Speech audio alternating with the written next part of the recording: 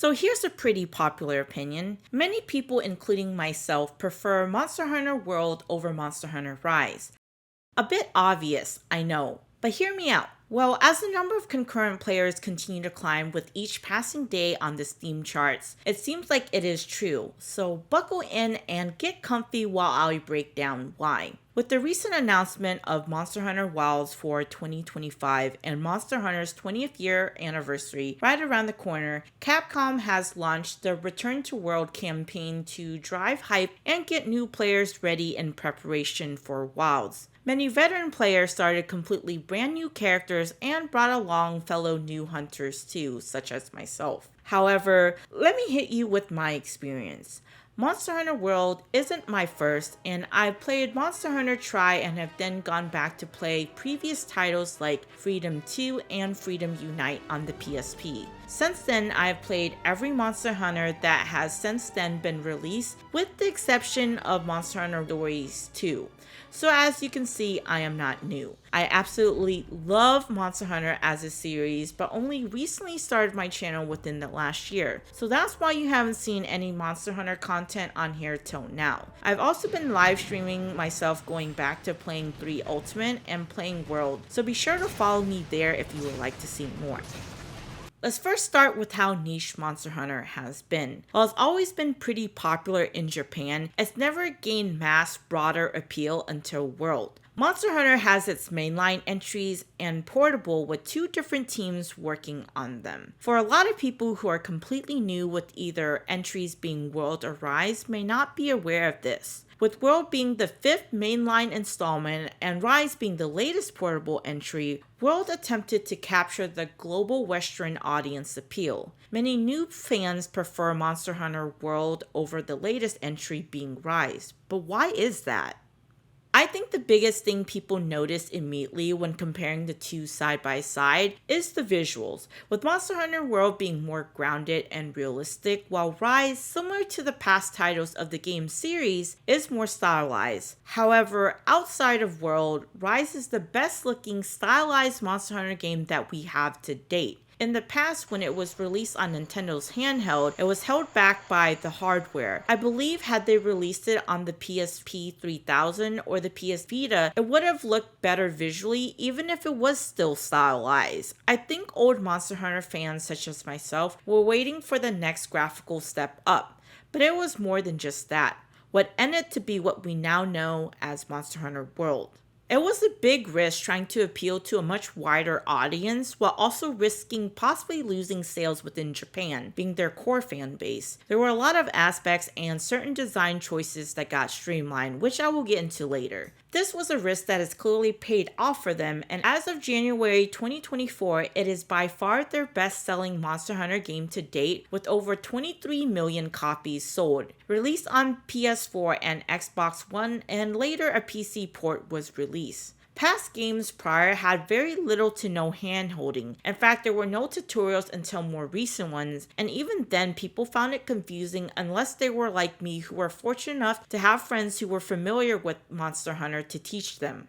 Shoutouts to my buddy Dak who got me into the series. The game itself always had a steep learning curve. The series itself was never really focused on the story, although with Monster Hunter World, it makes more of an effort at the narrative to tie the world and the monsters that inhabit it together. At its core, the very essence of Monster Hunter has and will always be collecting and gathering to fight monsters to upgrade armor and weapon to fight even bigger monsters. With the introduction of Monster Hunter World for the first time when you would move to another area or zone, it was all seamless without going through a loading screen even in Rise, whereas previous title, this is what you were greeted with every time you would move to a new zone.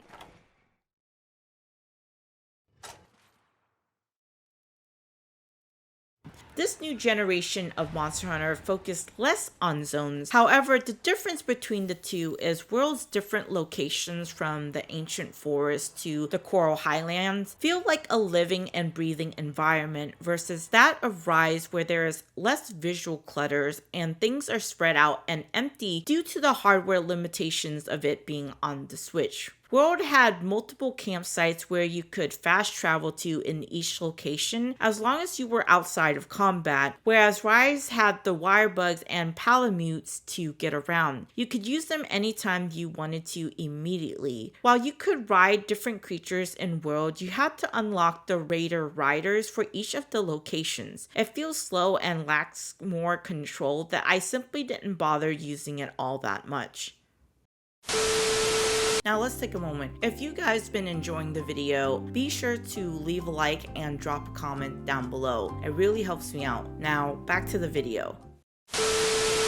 Since then, I have gone back to play past games, titles like Monster Hunter 3 Ultimate, 4 Ultimate, as well as Generations. Aspects like having to use paintballs to mark where the monsters are if they move to another zone versus the now scout flies we've seen in World or in Rise. There aren't any tracks to pick up and monsters will just appear on the map without having to locate them. Even stamina drain during combat was quicker compared to what's now seen. World and Rise may perhaps feel easier to veteran hunters of the series due to many of the aspects of the game improve. This can rather be subjective. The advancement with their game engine for these games and movement improving as a result. You no longer had to stand in place just to drink a potion, deal with loading screens between zone, and combat is more fluid.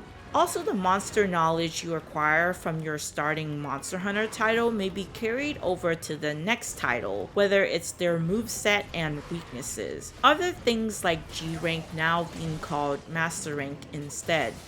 Another is the combat between World and Rise is vastly different between the two. World being much more simplified compared to Rise with hunter arts and wire bugs that adds complexity to the combat, affecting pacing during the quests. People often say that Rise feels more like a boss rush and arcadey because of that, and depending on which one you may prefer may put you off from the other. Keep in mind the portable version of Monster Hunter, being Rise, is designed predominantly with the Japanese fan base in mind. They use public transit a lot more than we do here in the West, and because of that, the hunts in Rise are faster by design. I talked about World being streamlined, but it's further seen in Rise 2 with no longer needing the use of things like hot or cold drinks, doing completely away with that. The removal of whetstone being an item you needed to either gather or buy and have in your item pouch, now being with you automatically when you load into a quest and unlimited at that. Does anybody remember having to bring combo books in order to increase the success rate of items and traps while on the hunt or back at your item box? I think for me, some could argue these are small and minor changes that improve the quality of life, but it takes part of the fun out in having to prepare for the hunts as a hunter. I'm a bit torn about this as it's part of the charm that I love about previous titles. In past games, if you forgot things like this, it could have cost you your run not carrying them or having to gather them on the map if you were a solo hunter, unless you were playing online with friends or asking your fellow hunters. In a way, I felt like it built camaraderie with those in the lobbies and looking out for one another. Now in either games, your storage is accessible even while you're in a quest by going back to the camp to restock. This takes away from strategic planning that you would do in prior games of what items and how much of it you would carry. Regardless of how I may feel, a lot of the complaints whether I may have seen online or from those around me boil down simply to your personal preference of why World or Rise over the other. But to say Rise is a bad game simply because of the graphical preference you may have isn't fair.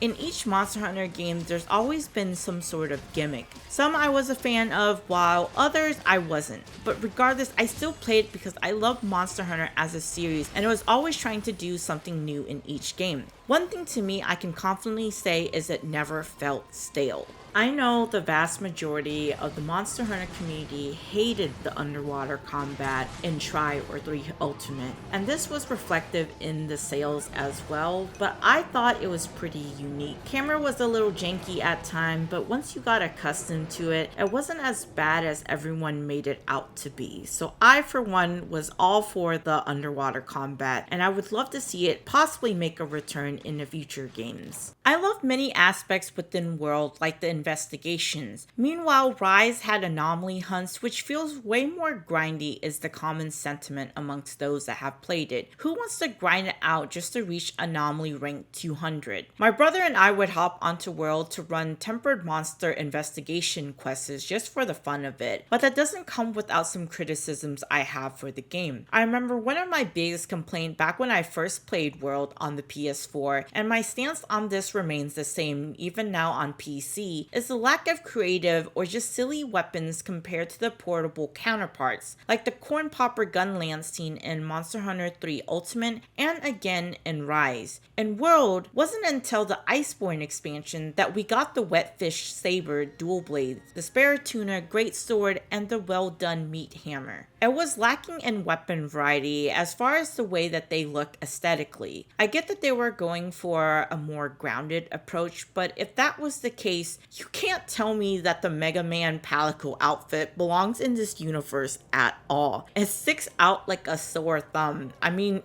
just look at the thing. Now, whereas in Rise, we can see that again within the weapons. Another aspect I didn't like was the co-op in World, specifically for the story and special assignments, being that the way that they are. Before you could join a friend or someone in a lobby till after the person in the quest has seen the cutscene versus that of within Rise. Traditional mounting versus wyvern riding. Since Monster Hunter 4 with the introduction of mounting monsters after landing enough jumping attacks, unless using the Insectglaive, and upon success, the monster would get knocked down for a while, leaving them vulnerable for a window of opportunity for you to dish out as much damage as possible. Meanwhile, in Rise, you ride the monsters called wyvern riding. After landing enough jumping attacks, using silkbind moves, monsters attacking each other, or using certain endemic life around you. Then you can control them to either attack, move around, or wallbang them to again dish out as much damage as possible. For this, I much prefer the way that it is in World. This is not counting the fact with the Clutch Claw being introduced in the Iceborne expansion. How you could wallbang the monsters too as another way to knock them down, or tenderize different parts on the monster while also dropping different slinger ammo in the process for your team.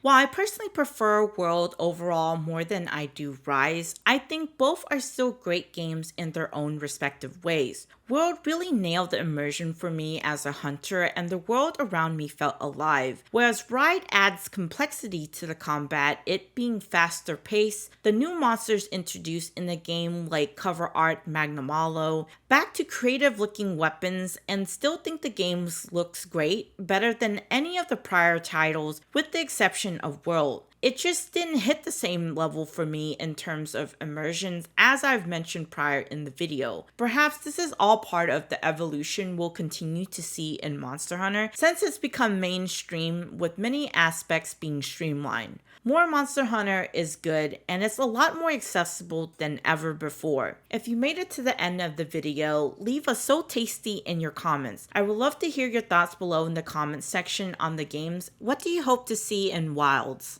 And if you enjoyed what you watched, consider subscribing, and thanks for watching. Take care.